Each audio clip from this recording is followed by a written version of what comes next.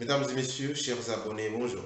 Je suis Dodi Bedaoun, orthophoniste et docteur en sciences du langage. Avant d'entrer dans le vif du sujet aujourd'hui, je tiens à remercier celles et ceux qui se sont abonnés à ma chaîne et qui ont partagé mes vidéos. En 2 semaines, nous avons totalisé 100 abonnés et près de 250 vues pour notre précédente vidéo, ce que nous trouvons énorme et nous tenons à vous remercier. Aujourd'hui, nous allons aborder de manière générale ce que c'est que les troubles du langage. On se retrouve juste après le générique.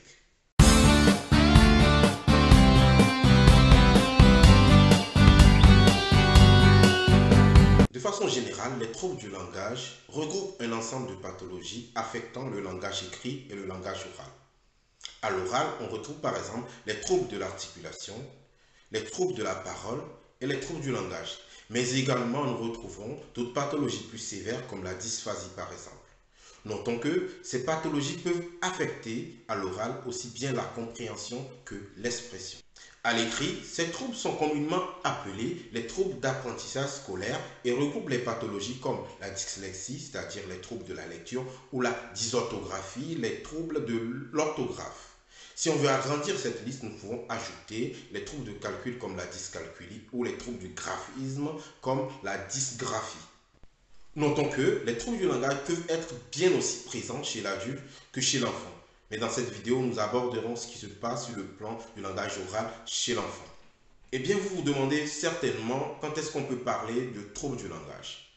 C'est quand les compétences de l'enfant ne correspondent pas aux compétences attendues pour son âge. Ou c'est quand il y a un décalage entre les compétences de l'enfant et les compétences des autres enfants du même âge, de façon plus simple. Cette difficulté peut s'observer à 3 niveaux, permettant donc de distinguer 3 types de pathologies, à savoir les troubles de l'articulation, les troubles de la parole et les troubles du langage. Abordons maintenant ce que c'est que le trouble de l'articulation. Il s'agit d'une erreur constante et mécanique dans la réalisation d'un son. C'est-à-dire que l'enfant n'arrive pas à combiner les mouvements qui permettent d'articuler un son donné. Ces erreurs peuvent aussi bien concerner le son en isolé ou quand il se trouve dans un mot. On peut citer entre autres le chulettement ou le sosotement. Par exemple, au lieu de dire chapeau, l'enfant va dire saco. Au lieu de dire chat, il va dire ça. Au niveau de la parole, certains enfants peuvent présenter des difficultés à ordonner les sons dans le mot. Nous allons donc parler de troubles de la parole, c'est-à-dire que l'enfant n'arrive pas à respecter l'enchaînement des sons dans le mot.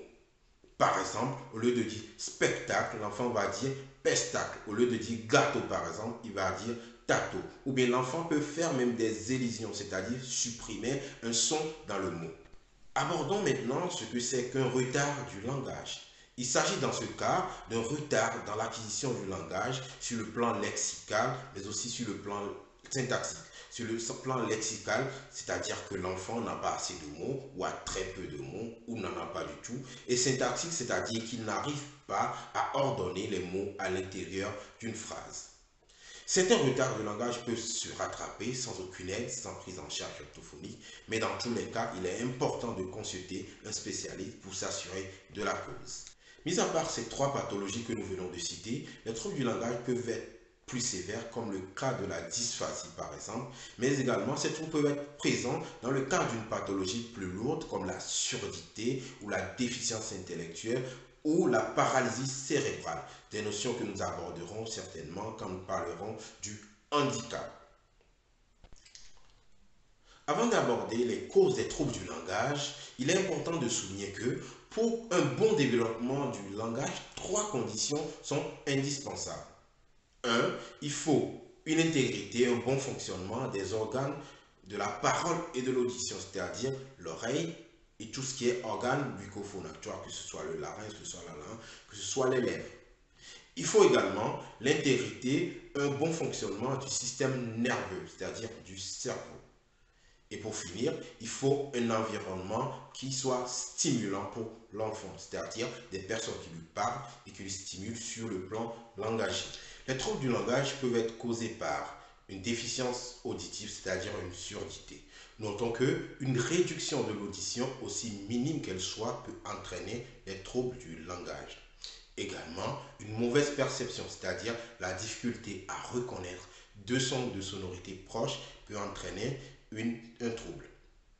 Par exemple, la difficulté à reconnaître le son P et B, deux sons qui se différencient par la vibration des cordes vocales.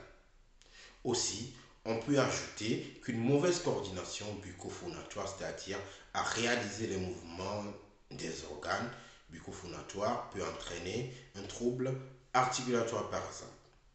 À tout cela, ajoutons une immaturité psycho-affective ou une maturité des organes bucco-phonatoires.